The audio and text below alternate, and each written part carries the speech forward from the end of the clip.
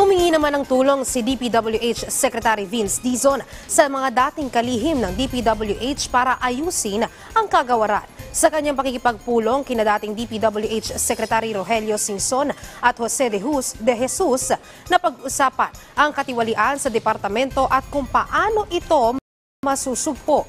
Punto ni Singson dahil umano sa insertion o pagsilip ng mga kongresista ang dahilan ng malawakang corruption.